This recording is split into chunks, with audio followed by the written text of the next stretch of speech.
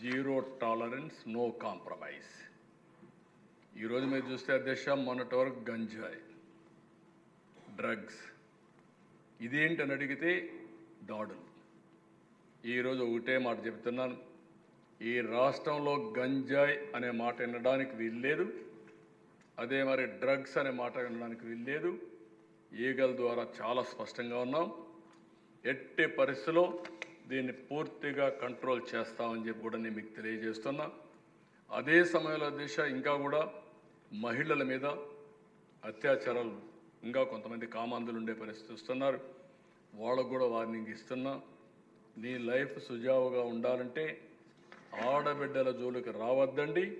మీరు వస్తే అదే చివరి రోజుగా మీ జీవితంలో చేసే విధంగా ఈ ప్రభుత్వం యాక్ట్ చేస్తామని మరొక్కసారి ఈ సభ ద్వారా హెచ్చరిస్తున్నాం. ఎవడైనా సరే దాన్ని ఎక్కడికక్కడ పగడ్బందీగా ఆలోచిస్తున్నాం, అవి చేస్తామని చెప్పి కూడా నేను మీకు తెలియజేసుకుంటూ, ఇంకో పక్క సోషల్ మీడియా చాలా దారుణం దశ. ఇది ప్రతి ఒక్కడు సోషల్ మీడియా పెట్టుకొని క్యారెక్టర్ అసాసినేషన్, ఇష్టం వచ్చినట్టు మాట్లాడేస్తున్నారు, ఇష్టం వచ్చినట్టు చేస్తున్నారు. ఇప్పటికే ఈవెన్ హైకోర్టు జడ్జెస్ పైన కూడా సోషల్ మీడియాలో పెట్టేసే పరిస్థితికి వచ్చారు. ఇంకా చిన్న పెన్న ఇది లేదు, అదే మరి ఆడబిడ్డలంటే గౌరవం లేదు, ఇష్టానుసారంగా వచ్చే పరిస్థితి వచ్చారు. దీనిపైన కూడా శ్రద్ధ పెడతాం.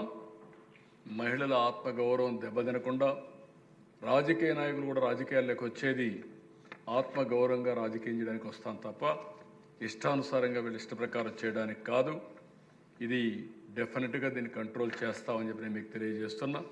అలాంటి వాళ్ళు ఉంటే, ఈ రాష్ట్రంలో గౌరవప్రదంగా మీరు ఉండాలంటే మీరు అలాంటి పోకడలు వదిలిపెట్టమని చెప్పి హెచ్చరిస్తున్నా.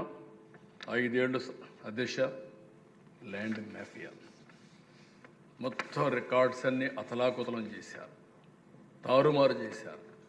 నా జీవితంలో నేను ఫస్ట్ రెవెన్యూ మినిస్టర్గా కూడా పనిచేశాను 94లో, ఎప్పుడూ చూడలేదు. అలాంటివన్నీ చూస్తున్నాను. ఇప్పటికే రెవెన్యూ సదస్సులు పెట్టాం, ఇప్పటికే రికార్డ్స్ అన్ని అప్డేట్ చేయడానికి ప్రయత్నం చేస్తున్నాం. మాకు వచ్చే కంప్లైంట్లు 100కి 60-70% ల్యాండ్ రికార్డ్స్ పైన, భూ కబ్జాల పైన.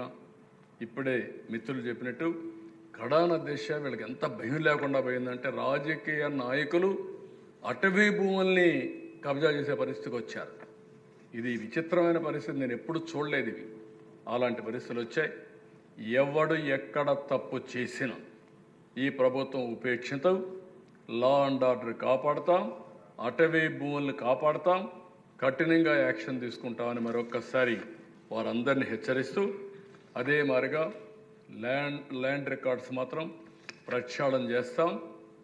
ఎవరైతే ఉన్నారో వాళ్ళందరికీ ఆ రైతుకి ఇచ్చే బాధ్యత, లేకుంటే ల్యాండ్ ఓనర్కి ఇచ్చే బాధ్యత, భవిష్యత్తులో ఎలాంటి జరగకుండా చేయడం కోసం అన్ని విధాల ప్రయత్నం చేస్తాం. ఇసుక ఉచితంగా ఇస్తున్నాం, కానీ ఇంకా అక్కడక్కడ నేను కూడా ఇన్ఫర్మేషన్ తెప్పిస్తున్నా. కొత్త కాన్సెప్ట్ ఒకటి పెట్టుకున్నాం అధ్యక్ష, పాజిటివ్ పబ్లిక్ పర్సెప్షన్. ఒక 20 సర్వీసులను ఐడెంటిఫై చేసుకున్నాం. ప్రతి నెల సమాచారం తెప్పిస్తాం.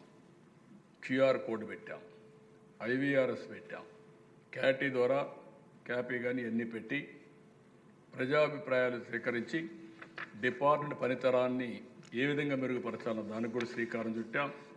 అందులో కూడా చాలా వరకు ఇన్ఫర్మేషన్ వస్తూ ఉంది. కొన్ని డిపార్ట్మెంట్ సెట్ అవుతున్నాయి.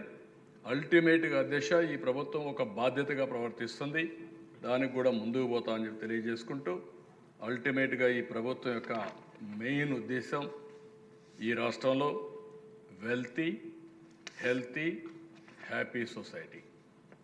అందరూ ఆదాయం పెంచాలి, ఆరోగ్యం మెరుగుపరచాలి, ఆనందంగా ఉండాలి. దీనికోసం పనిచేస్తామని చెప్పి కూడా నేను మీకు తెలియజేసుకుంటున్నా. అందుకని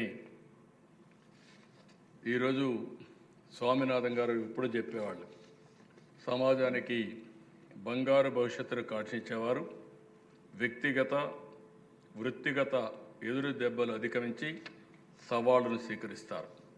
ప్రశంసల్ని పూలమాలలు అందుకున్న, విమర్శలు ముళ్ళు గుచ్చుకున్నా చలించకుండా లక్ష్య సాధన వైపు అడుగులు వేస్తారు. ఎందుకంటే కోట్ల మంది ప్రజల జీవితాలను మెరుగుపరచాలనే వారి నిర్మాణాత్మక నిస్వార్థ లక్ష్యశుద్ధి వారికి లక్ష్యసిద్ధిని ప్రసాదిస్తుంది. అదే ఇప్పుడు పవన్ కళ్యాణ్ గారు చెప్పినట్టు ఒక డిటర్మినేషన్తో ఉన్నాం. ఎన్ని అడ్డంకులున్నా ఈ రాష్ట్రాన్ని స్వర్ణాంధ్రప్రదేశ్ దిశగా నడిపించడానికి హెల్తీ, హ్యాపీ అండ్ వెల్తీ సొసైటీగా తయారు చేయడానికి కంకణం కట్టుకొని ముందుకు పోతా అని చెప్పి తెలియజేసుకుంటూ దీన్ని ప్రజలందరికీ కూడా విజ్ఞప్తి చేస్తున్నా. మేము సంకల్పం చేస్తే చాలదు, మీ సహకారం కూడా అవసరం, మీ ఆశీస్సులు కూడా అవసరం. అందరం కలిసి పనిచేస్తే అనుకున్న లక్ష్యాన్ని ఈజీగా చేరుకోగలుగుతాం. అది చేయాల్సిందిగా అందరినీ కోరుకుంటూ మనస్ఫూర్తిగా మరొక్కసారి ఎన్డీఏ పార్ట్నర్స్కి అభినందనలు తెలియజేసుకుంటూ ఇప్పటికైనా సరే అవతల పార్టీ, ఆ పార్టీ పేరు చెప్పాలన్నా కూడా నాకు కొంచెం ఇది వస్తూ ఉంది, కానీ బాధ్యతతో ప్రవర్తించాలని కోరుతున్నాం. ఒకటే గుర్తుపెట్టుకోవాలి అధ్యక్ష, నేను చెప్పాలంటే చాలా చెప్పుండొచ్చు, కానీ నేను విమర్శించడం లేదు. నా జీవితంలో ఎలాంటి రాజకీయ పార్టీని చూస్తానని కలలో కూడా అనుకోలేదు. అది ఆ విషయం మనం గుర్తుపెట్టుకోవాల్సిన అవసరం ఉంది. రాజకీయాలు కొన్ని విలువలు ఉంటాయి. రాజకీయ నాయకులు అనుకున్న వాళ్ళం విలువలు కానీ క్రమశిక్షణ కానీ పాటించాల్సిన అవసరం ఉంది. ప్రజల కోసం పనిచేసే మనం ముందుగా ఆదర్శంగా ఉంటే ప్రజలు మనల్ని ఫాలో అయ్యే పరిస్థితి వస్తారు. ఏది ఏమైనా ఈరోజు నేను ఇచ్చినటువంటి విజన్ 2047 ఇది సాధించడానికి మా కూటమి పనిచేస్తుందని మరొక్కసారి హామీ ఇస్తూ అందరికీ నమస్కారాలు. జై హింద్, జై ఆంధ్రప్రదేశ్, స్వర్ణాంధ్రప్రదేశ్.